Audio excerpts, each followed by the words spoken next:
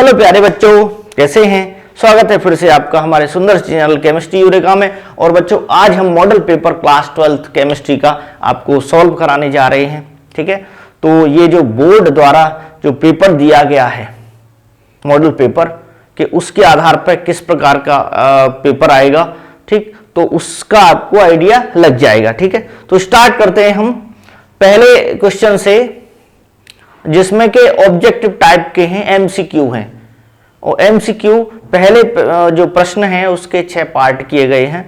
ठीक, तो पहला देखते हैं हम यहां पर। देखिए बच्चों, पहले में जो प्रश्न संख्या 1 है उसमें का होगा कि फलक केंद्रित घनीय कोष्ठिका में, पहला प्रश्न है, एमसीक्यू होंगे ये एमसीक्यूज। 4 विकल्प दे रखे हैं, उसमें से सही जो होगा उसको आपको कॉपी में लिखना है। तो फलक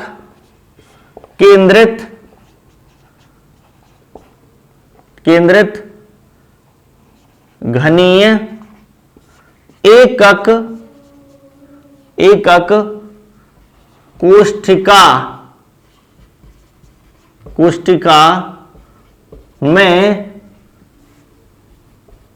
परमाणुओं की संख्या होती है, परमाणु की संख्या होती है। अब ऑप्शन दे रखे हैं, जैसे एक मैं बता देता हूं आपको, 1 दे रखा है, 2 दे रखा है, 4 दे रखा है और यहां 3 दे रखा है। ठीक है, इसी प्रकार से ये 1, 2 और 4 और 6 दे रखा है यहां पर। ठीक, तो इनमें से एक सही है। और फलक केंद्रित यानी फेस सेंटर्ड क्यूबिक, ये एफसीसी है। और यहां पर इसकी शॉर्ट ट्रिक क्या है, याद करने का तरीका, F4 होता है, 4 होता है। ठीक, तो इसके लिए क्या हो जाएगा, यहां पर परमाणु की संख्या 4 होती है, तो ये आपका सही आंसर हो जाएगा। ठीक, 4।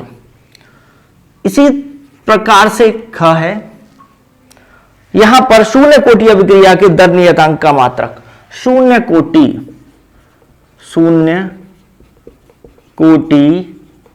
अभिक्रिया, 0 ऑर्डर रिएक्शन अभिक्रिया के दर नियतांक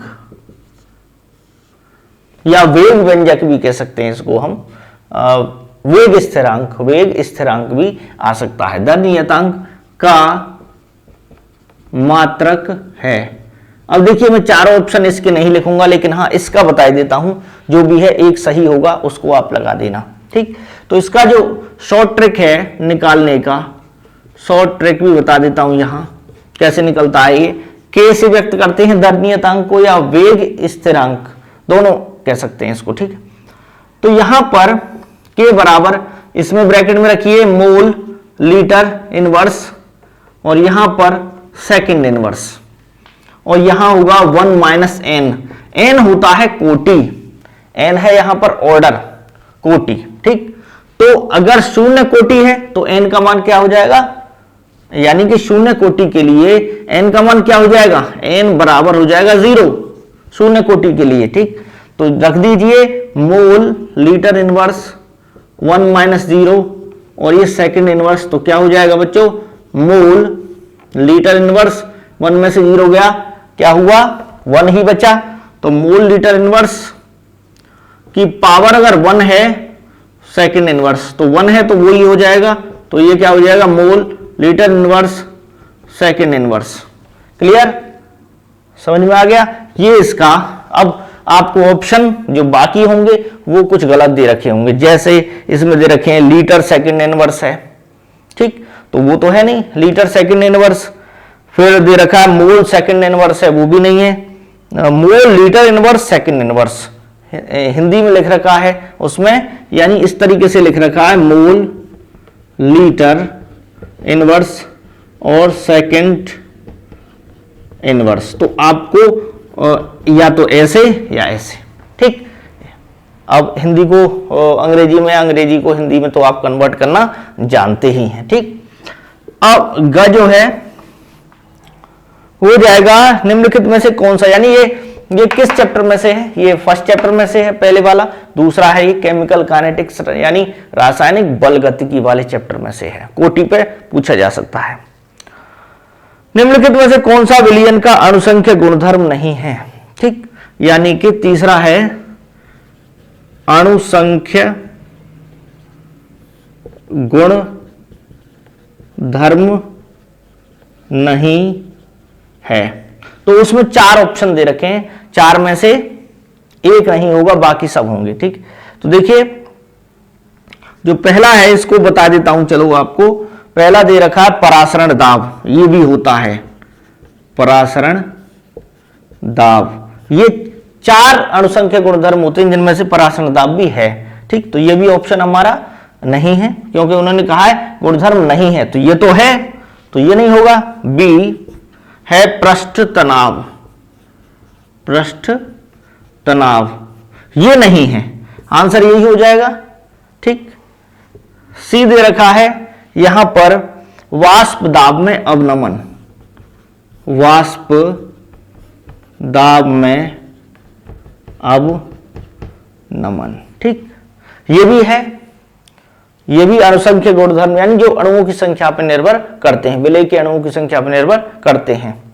और फिर है डी है इसमें हिमांक में अवनमन, हिमांक में अवनमन, ये भी है, ठीक।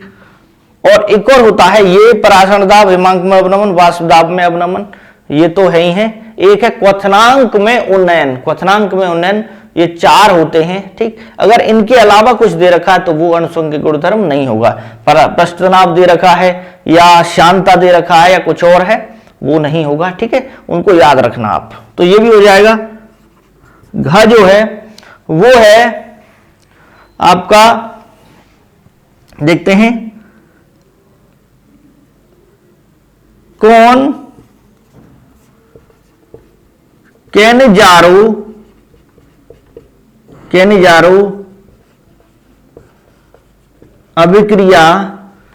अभिक्रिया नहीं देता है, कौन केनिजारो अभिक्रिया नहीं देता है।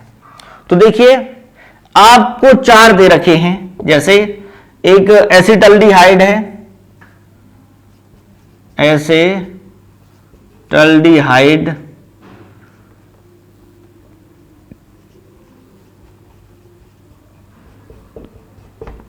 दूसरा दे रखा है बेंजल्डिहाइड,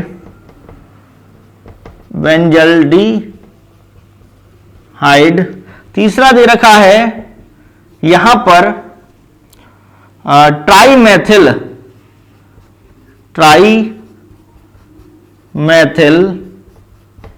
एसिटल्डिहाइड, और चौथा है आपका फॉर्मल्डिहाइड,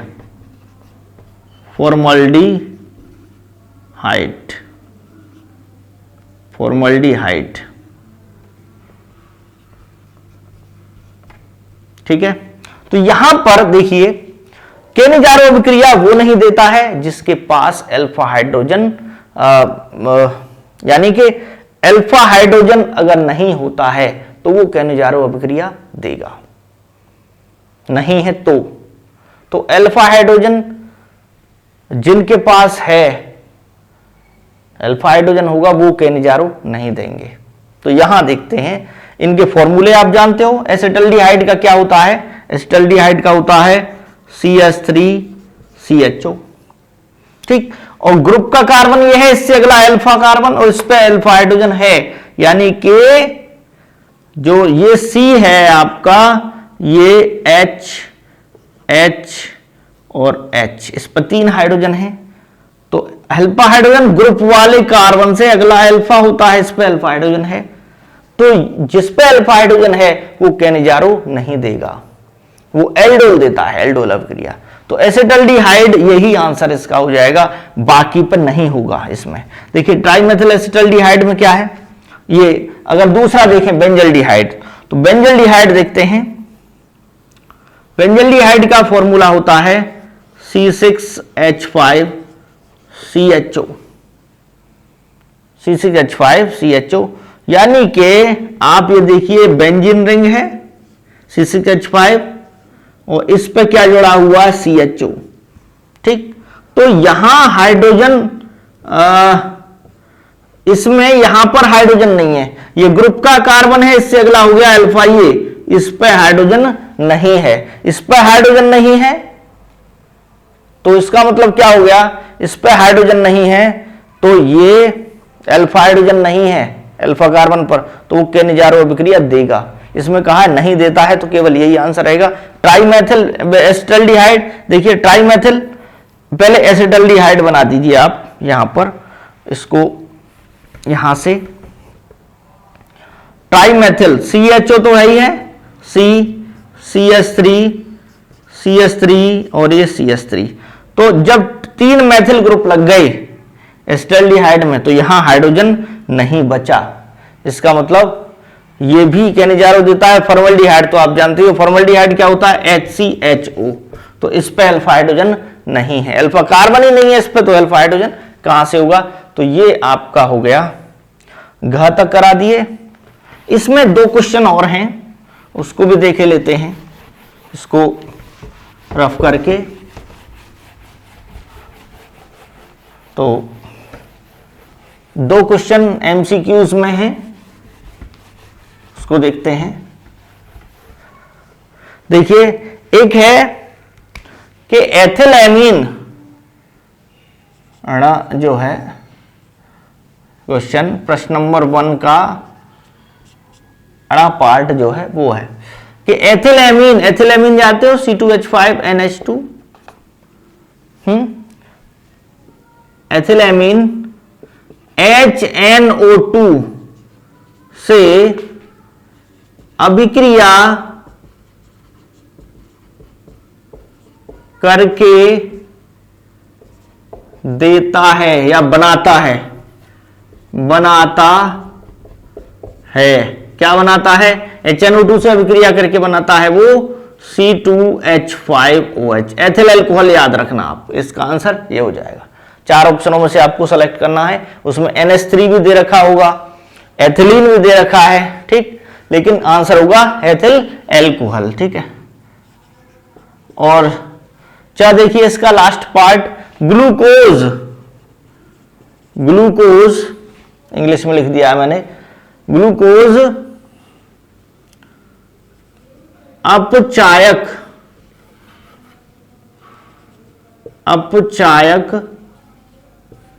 गुण प्रदर्शित करता है, निम्नलिखित के कारण, किसके कारण ग्लूकोज जो है वो अपचायक गुण प्रदर्शित करता है, तो आपको उसमें देना है CHO ग्रुप के कारण, उसमें वो अल्कोहल भी होगा, कीटोन भी होगा, और कुछ जो सही नहीं होंगे वो भी दे रखे होंगे, और जो सही है वो भी दे रखा है, तो उसमें एल्डिहाइड ग्रुप जो है के कारण ये आंसर आपका सही है। तो ये आपके इसमें हो गए क्या बच्चों, ऑब्जेक्टिव टाइप क्वेश्चन, ठीक है। अब इसके बाद जो सेकंड क्वेश्चन है वो आता है, ठीक है बच्चों। जो अगला प्रश्न है बच्चों वो है क्वेश्चन नंबर 2, और उसका ये फर्स्ट पार्ट है क्वेश्चन नंबर 2। अब देखिए एक तत्व A जो है उसका परमाणु द्रव्यमान 100 है कि संरचना अंतः केंद्रित यानी बॉडी सेंटर्ड क्यूबिक BCC है तथा A का कोष्टिका कोर की लंबाई 400 पिकोमीटर है, तो A का घनत्व ज्ञात कीजिए और 10 ग्राम में A का कोष्टिका की संख्या बताइए, यानी यूनिट सेल जो हैं उनकी आपको नंबर बतानी है। तो ये आपका मॉडल पेपर में आया हुआ है, ठीक। तो सॉलिड स्टेट से भी आपको क्वेश्चन मिलेगा न्यूमेरिकल, और ये जो है वो 2 मार्क्स का है। तो देखते हैं कैसे सॉल्व होगा। पहले देखते हैं सॉल्यूशन इसका 1। ठीक, तो ए का घनत्व कैसे निकालना है, डेंसिटी। तो घनत्व का फॉर्मूला है, यानी किसी भी यूनिट सेल एकक कोष्टिका का जो घनत्व निकालना है उसका फॉर्मूला है यहां पर। सीधा सीधा मैं लिख देता हूं, घनत्व बराबर क्या होता है, Z into M upon A cube into N A. ठीक, ये होता है। Z क्या है, Z है परमाणु की संख्या। बीसीसी में परमाणु की संख्या क्या होती है, Z बराबर होती है 2।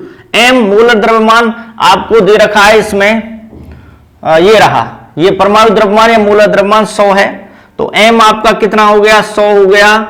इसके अलावा A जो है कोर की लंबाई 400 पिकोमीटर है। A 400 पिकोमीटर बराबर हो गया 400 गुणा 10 की पावर 12 मीटर।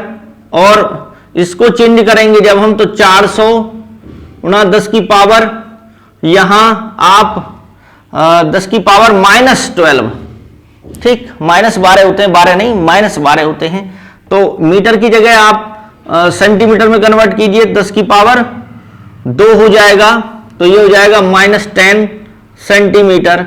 और इसको 4 इंटू 10 की पावर -8 सेंटीमीटर हम लिख सकते हैं। ठीक, तो ए को हमने, कोर की लंबाई को हमने उसमें चेंज कर लिया। एन ए आपको दे रखा है, तो डी बराबर है ना, तो क्या हो जाएगा, Z 2 गुणा एम कितना है, 100 है बच्चों। यहां पर ए क्यूब जो हो जाएगा वो 4 इंटू 10 की पावर -8 सेंटीमीटर का क्या हो जाएगा बच्चों, क्यूब हो जाएगा। और पूरा यूनिट समेत लिखिए आप इसको। और यहां 100 है, ये इसकी यूनिट क्या होती है, मोल ग्राम प्रति मोल। ग्राम प्रति मोल का मतलब हुआ, ग्राम को जी से लिखिए, मोल इनवर्स। ठीक, और Na जो है वो है 6.023 इंटू 10 की पावर 23। और मोल यानी कैसे लिख दो आप, इंग्लिश में लिख दो चाहे तो, मोल इनवर्स। ठीक, तो ये कट जाएगा यहां से, तो ये ग्राम पर सेंटीमीटर क्यूब में इसका आंसर आएगा। और देखिए बहुत ही सिंपल है, जब आप इसको सॉल्व करेंगे तो काफी आसान हो जाता है, ये इतना इसमें कोई परेशानी नहीं है। तो D इक्वल टू हो गया बच्चों, इसका जो आंसर आता है 5.188 ग्राम बचा, और सेंटीमीटर की पावर -3। ठीक, ये इसका आंसर आता है, बहुत इजी है ये। और सेकंड जो पार्ट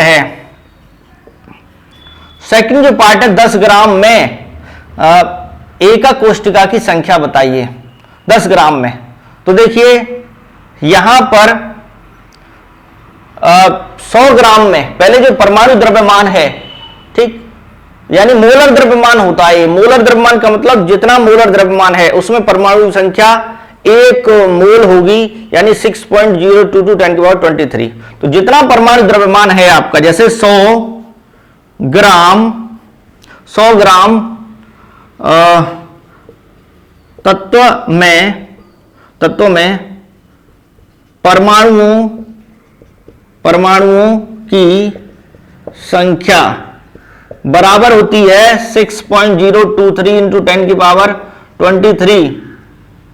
ठीक, 23 इतनी परमाणुओं की संख्या हो गई। तो 10 ग्राम में कितनी हो गई, 10 ग्राम में। ठीक, एकक कोष्टिका की संख्या बतानी है तो पहले आप परमाणु निकाल लीजिए। तो 10 ग्राम तत्व में परमाणुओं की संख्या बराबर 10 ग्राम में कितनी हो जाएगी, 6.023 10 की पावर 23।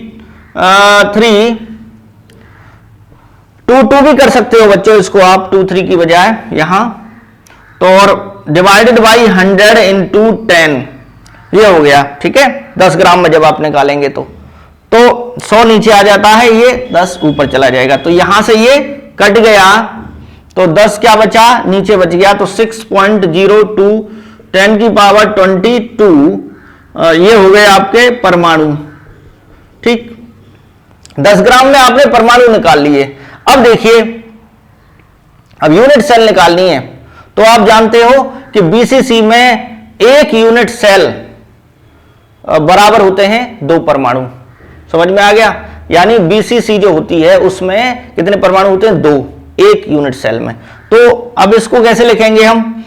अब इसको लिखेंगे कि सिंस दो परमाणु बराबर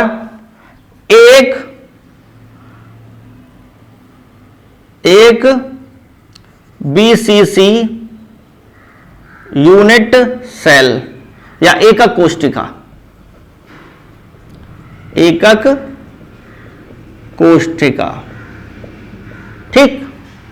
यानी एक body centred cubic unit cell में 2 परमाणु होंगे। तो परमाणु कितने निकल के आए 10 ग्राम में? वो निकल के आए हैं, इसलिए 6.023 इंटू 10 की पावर 22 परमाणु बराबर कितना हो जाएगा? ये 1 डिवाइडेड बाई 2 नीचे आ जाएगा, 6.022 इंटू 10 की पावर 23। तो ये निकल के आता है 3 कर दीजिए इसको, या कुछ जैसे 3 है ये, तो 2 3 जा 6 0 1 1 समथिंग इतना ही आएगा। 10 की पावर 22 था, या 23 नहीं 22 है, यहां पर हमने 22 लिया है, तो 22 हो जाएगा 22, ठीक। ये आ गया क्या? एकक कोशिका। देखिए कितना आसान है ये, कितना आसान है, ठीक है। तो इस तरीके से आप इसको कैलकुलेट कर सकते हैं, कोई प्रॉब्लम नो। तो इसको रफ करते हैं, फिर नेक्स्ट क्वेश्चन देखते हैं। सेकंड पार्ट इसका क्या है, इसको मिटा देते हैं यहां से। अब अगला जो है उसको देखते हैं।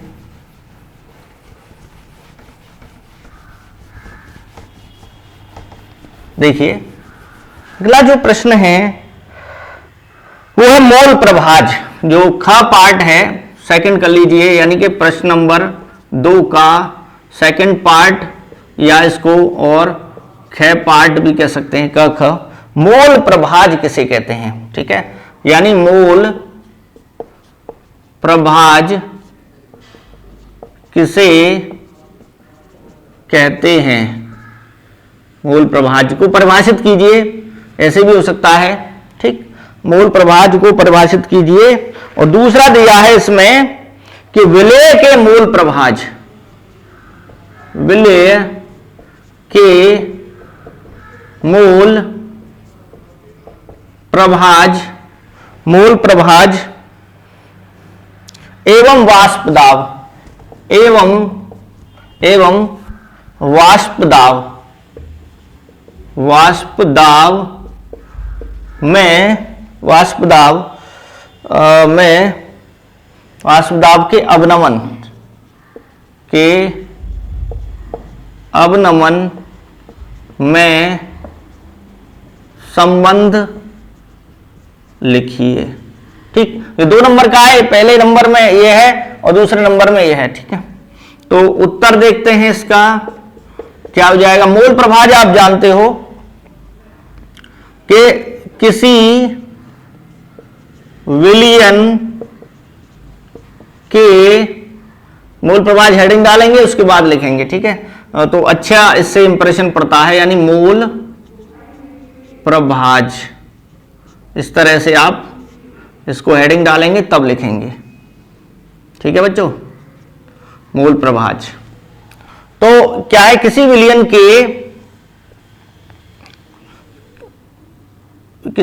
के विलय के मोलों की संख्या एवं विलेय और विलायक के कुल मोलों की संख्या के अनुपात को उस विलेय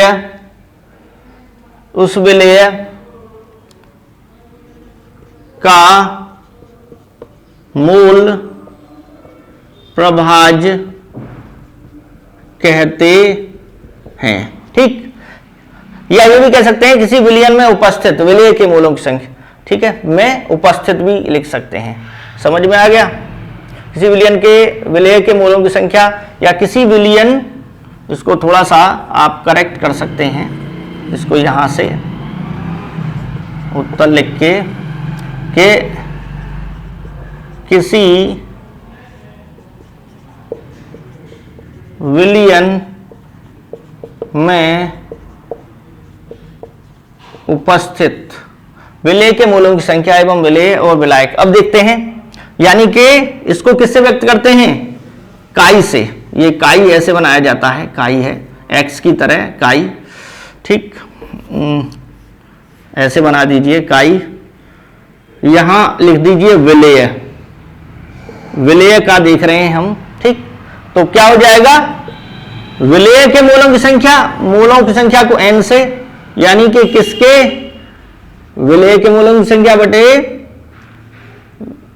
विलेय के मूलों की संख्या प्लस विलायक के मूलों की संख्या, ठीक, सॉल्यूट और सॉल्वेंट दोनों के।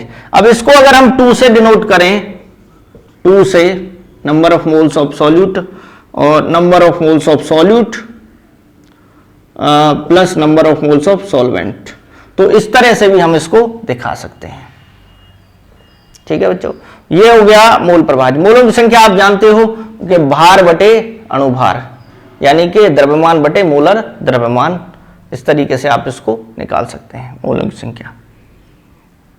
दूसरा है विलेय के मोल प्रभाज एवं वाष्प दाब के अपनमन में संबंध। ठीक, तो देखिए विलेय का मूल प्रभाज वो ये विलेय का है, विलायक का भी ऐसे ही हो जाएगा। अगर आप विलायक का निकालना चाहते हो तो क्या हो जाएगा? विलायक,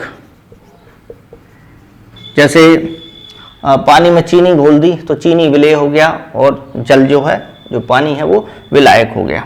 तो क्या हो जाएगा? विलायक के मोलों की संख्या कितनी है?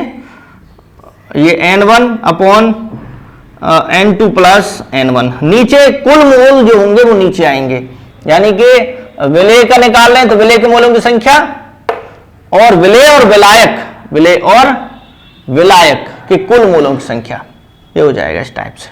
और दोनों देखिए, अगर केवल 2 ही हैं, अगर हम बाइनरी सॉल्यूशन ले रहे हैं, 2 ही उसमें कंपोनेंट हैं, जैसे चीनी है पानी है, अगर थोड़ा नमक डाल दिया तो 3 कंपोनेंट हो जाएंगे, तो तीनों का अलग अलग निकालेंगे। अब मान लीजिए 2 ही हैं, यानी कि ये विलेय है और ये विलायक है, तो इन दोनों का 1 हो जाएगा।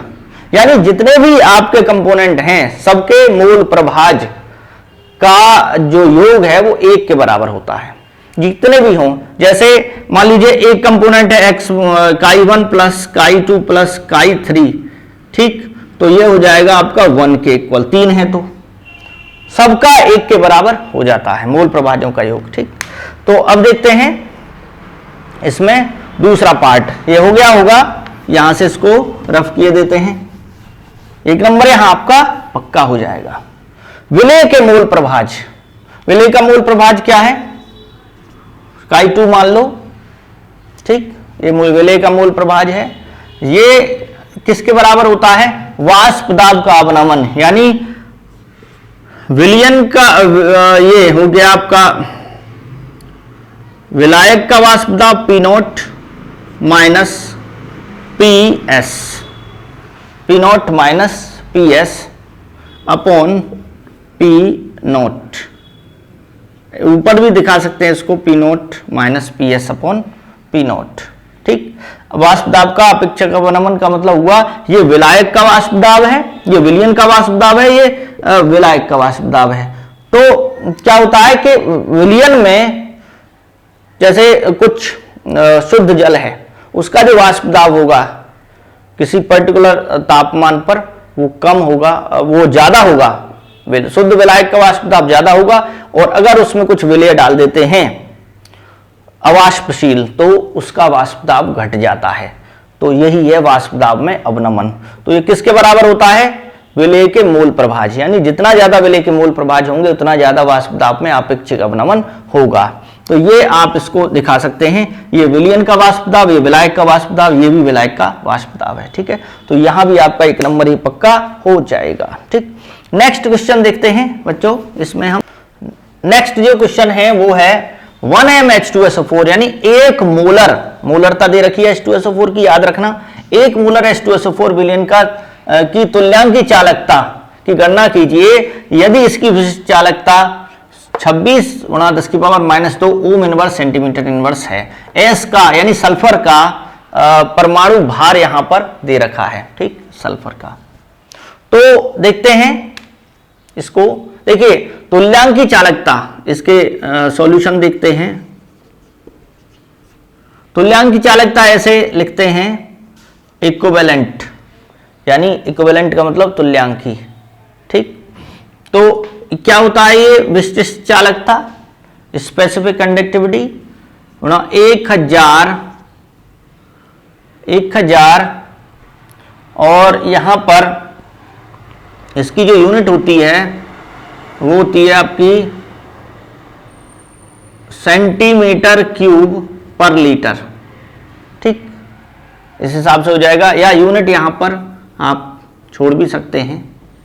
ठीक है, लिखना चाहें क्योंकि इसकी यूनिट पता है तो सेंटीमीटर क्यूब पर लीटर।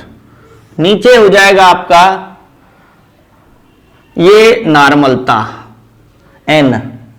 नॉर्मलता क्या होती है? आपके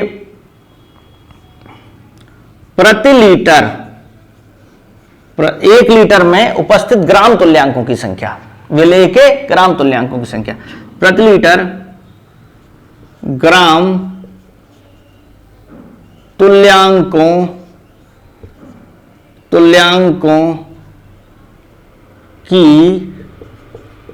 संख्या, ये होती है आपकी क्या? नॉर्मलता। अब के तो आपके पास दे रखा है 26 × 10⁻²। ठीक, अब आपके पास नॉर्मलता कैसे निकले? देखिए नॉर्मलता का सिंपल तरीका बताता हूं, शॉर्टकट बताता हूं।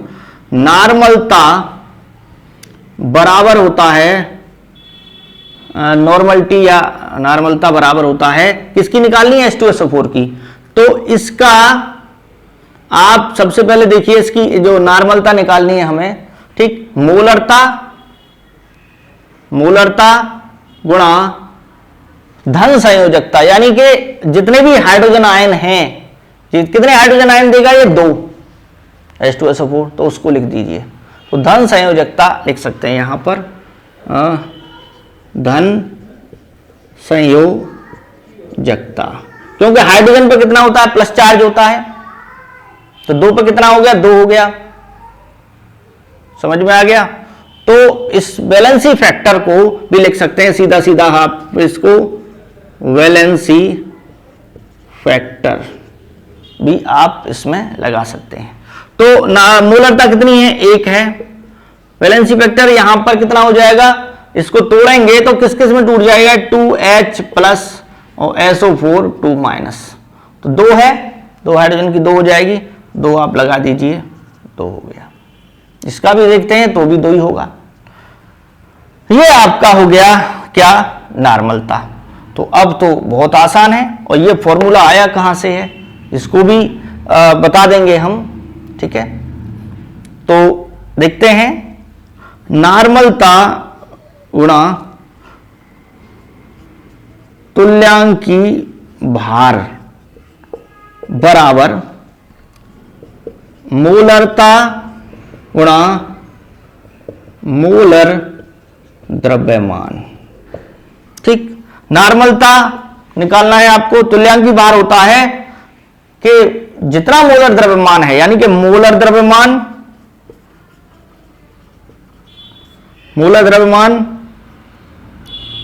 ठीक, बटे वैलेंसी फैक्टर या धन संयोजकता कहते हैं। कुल धन संयोजकता कितनी है? 2 है, एक की एक प्लस है तो दो की दो प्लस हो जाएगी, वो भी कह सकते हैं। ठीक, बराबर मूलरता को m से दिखा रहे हैं हम। मूलर द्रव्यमान, यहां पर मूलर द्रव्यमान, ठीक, 98 होता है किसका, आपका H2SO4 का।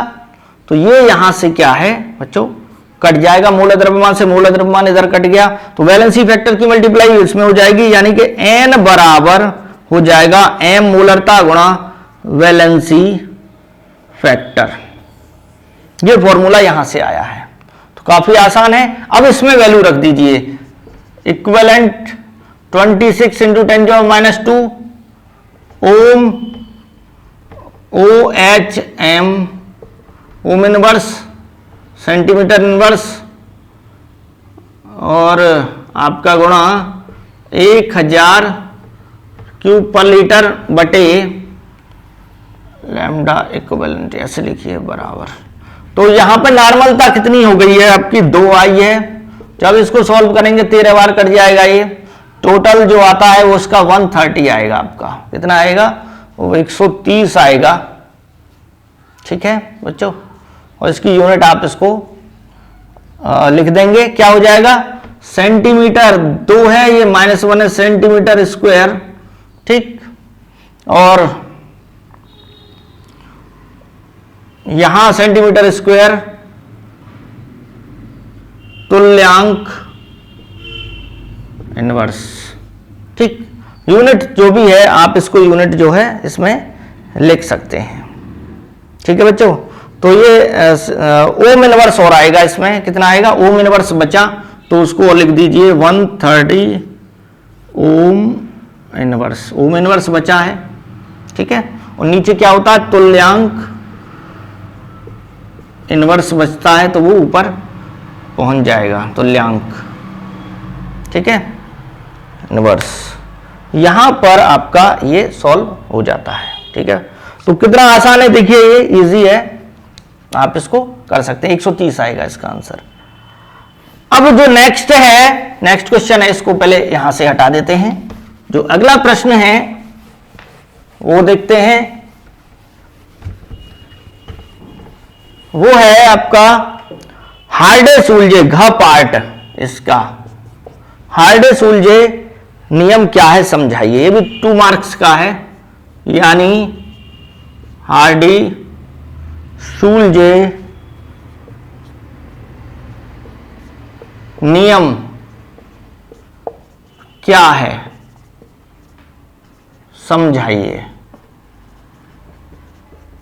तो बच्चों ये भी इजी है, जो भी ये सरफेस केमिस्ट्री से है, चैप्टर 5 से पृष्ठ रसायन, इसमें क्या है, कोई भी कोलोइडल सॉल्ट है आपके पास, और उसमें आप कोलोइडल सॉल्ट में अगर वैद्युत अपघटय डालते हैं तो उसका क्या हो जाता है, स्कंदन हो जाता है। ठीक, जैसे हम समझा देते हैं पहले, आपके पास AS2S3 आर्सेनियम सल्फाइड का सॉल्ट है, तो इस पर चार्ज कैसा होता है, नेगेटिव चार्ज होता है, यानी कि इस पर क्या कैसा होता है, ऋणावेशित, इसके हर एक कण पर ऋणावेश रहेगा।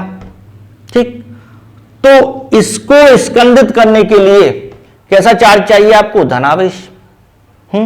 तो मान लीजिए आपके पास ये नेगेटिव चार्ज वाले पार्टिकल हैं, ये आर्सेनियम सल्फाइड के। ठीक, तो इनका चार्ज न्यूट्रलाइज करने के लिए आपको नेगेटिव नेगेटिव नेगेटिव इस टाइप से, नेगेटिव है तो एक दूसरे से को रिपेल कर रहे हैं, पास पास नहीं आ रहे, स्कंदन नहीं हो रहा है। लेकिन अब इसमें आप वैद्युत अपघटय डाल दीजिए, जैसे आपने NaCl डाला। ठीक है, तो NaCl टूट जाता है किस किस में, Na+ और Cl- में। कौन सा आयन इसके नेगेटिव चार्ज को न्यूट्रलाइज करेगा, उदासीन करेगा, और हटा देगा नेगेटिव को, जब तो ये पास पास आएंगे। ठीक, तो क्या होगा, नेगेटिव नेगेटिव ऐसे फैला हुआ है इस पे चार्ज, तो Na+ ही तो करेगा न्यूट्रलाइज, उदासीन। अब किसी ने लिया NaCl, किसी दूसरे व्यक्ति ने लिया BaCl2 बेरियम क्लोराइड। ठीक है, मात्रा उतनी ही है, आर्सेनियम सल्फाइड की जो ऋणावेशित सॉल्ट है उसकी मात्रा इतनी ही है, उतनी ही मात्रा है। ठीक है, इसको चेंज नहीं कर रहे हैं इसके। ठीक है, मात्रा उतनी ही है, बस थोड़ा बड़े से दिखा दिया मैंने इसको। अब इसमें कोई ऐड करता है BaCl2, ठीक, तो उसका कौन सा आयन न्यूट्रलाइज करेगा? Ba2+, barium 2+। ऋणावेशित को न्यूट्रलाइज उदासीन करेगा कौन? धनावेशित आयन, ठीक है। और कोई लेता है इसी में कोई और लेता है इस टाइप से, वो ऐड करता है AlCl3। इसका कौन सा करेगा? Al3+। कौन सा पावरफुल होगा, यानी कौन ज्यादा प्रभावी होगा इन तीनों में? ये समान मात्रा है, ये भी समान ली गई है, कौन ज्यादा प्रभावी होगा? तो इसके लिए हार्डे-सोल्जे ने नियम दिया कि जिस आयन पर ज्यादा आवेश होगा वो ज्यादा प्रभावी होगा। अब देखिए एल्यूमिनियम पर कितना है? 3+ है, इस पर 2+, इस पर 1+ है, तो कौन ज्यादा प्रभावी होगा? ये एल्यूमिनियम 3+। और ये ज्यादा प्रभावी होगा तो ये होगा प्रभावी, नंबर 1 पर ये आ जाएगा, नंबर 2 पर ये आ जाएगा, नंबर 3 पर ये आ जाएगा, ठीक है। ये समझ में आ गया। तो इसको लिखेंगे कैसे हम नियम को, यानी उत्तर में लिखिए कि अगर सिंपल वे में लिखना चाहते हो, जैसे हार्डे-सोल्जे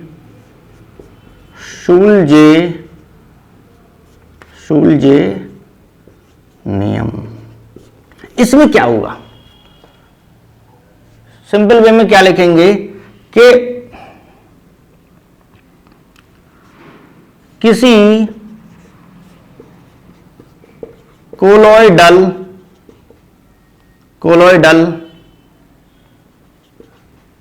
सॉल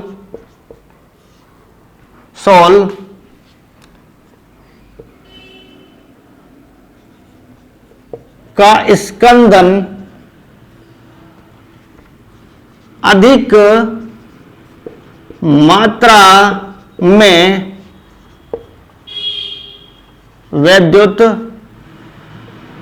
अपघटय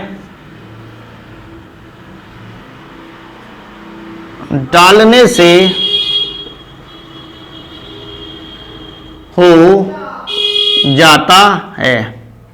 हो जाता है, अधिक मात्रा में विद्युत अपघटय डालने से हो जाता है, ठीक है।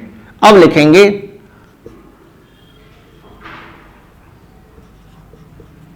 कोलोइडल स्कंदन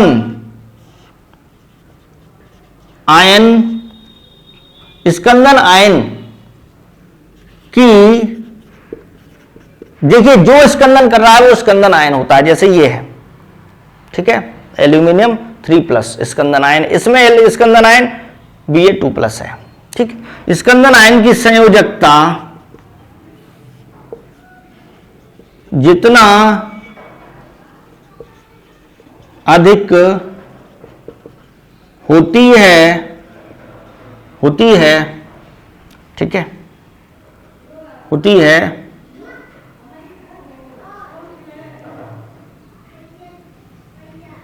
उस आयन की स्कंदन शक्ति भी अधिक होती है। यानी कि स्कंदन आयन की संयोजकता जितना अधिक होती है उस आयन की स्कंदन शक्ति भी उतनी अधिक होती है, ठीक है। और दूसरे रूप में कह सकते हैं इसको कि किसी आयन की स्कंदन शक्ति उसकी संयोजकता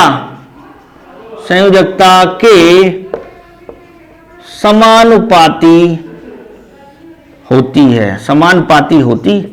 है, ठीक है। तो इसमें जो पावर हो जाएगी वो किसकी होगी? Al3+, किसके लिए? यानी कि आर्सेनियस सल्फाइड। तो आप इसको लिख सकते हैं कि AS2S3 के ऋणावेशित सॉल के स्कंदन के लिए स्कंदन के लिए स्कंदन आयन की शक्ति का क्रम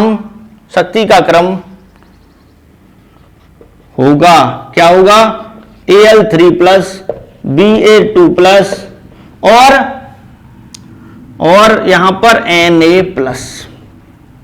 और अगर वैद्युत अपघटन की शक्ति देखें तो क्या हो जाएगा, AlCl3, फिर उसके बाद आता है आपका BaCl2, फिर आता है NaCl। इसी टाइप से अगर आप धनावेश सॉल्व लेते हैं तो उसमें भी ऐसे ही होगा। ठीक, जैसे ये आपने नोट कर लिया होगा, इसको आप देख लीजिए। ये क्लियर है, जितना ज्यादा संयोजकता होगी उतना ही ज्यादा उसकी स्कंदन शक्ति होगी। ठीक है, अब इसी प्रकार से अगर आप लेते हैं धनावेशित, जैसे Fe2O3, ये फेरिक ऑक्साइड है, इस पे क्या होता है, पॉजिटिव चार्ज, तो इसके लिए क्या चाहिए, नेगेटिव आयन चाहिए। अब किसी ने ऐड किया, मान लीजिए NaCl, किसी ने ऐड किया इसमें BaSO4 या Na2SO4 ही मान लो। ठीक, किसी ने Na3PO4, किसी ने K4FeCN6, अलग अलग। तो इनसे जो आयन मिले वो क्या मिले, Na प्लस Cl माइनस, इससे जो मिला SO4 2 माइनस। Na तो सेम है ही, Na से मतलब नहीं है क्योंकि नेगेटिव चार्ज वाला देखना है। यहाँ PO4 3 माइनस, यहाँ FeCN का होल 6 और ये 4 माइनस। किसकी वैलेंसी ज्यादा है, इसकी ज्यादा है, नेगेटिव वैलेंसी देखनी है हमको, तो पावर भी ज्यादा हो जाएगी। इस टाइप से ये ऑर्डर हो जाएगा। तो फिर जो वैद्युत अपघटन की पावर है वो भी इस प्रकार से, ये एक नंबर में भी ये क्वेश्चन पूछा जा सकता है अलग से। ठीक है बच्चों, तो ये आपका जो है हो गया। अब हमने 2 क्वेश्चन आपको यहां पर डिस्कस करा दिए गए हैं। नेक्स्ट वीडियो में 3rd से हम स्टार्ट करेंगे। ठीक है, क्योंकि वीडियो बहुत ज्यादा इसमें बड़ी हो जाएगी बच्चों। और आप ज्यादा से ज्यादा शेयर कीजिए वीडियो को और चैनल को सब्सक्राइब करते रहिए। ठीक है बच्चों, थैंक्स फॉर वॉचिंग। जय हिंद, जय भारत।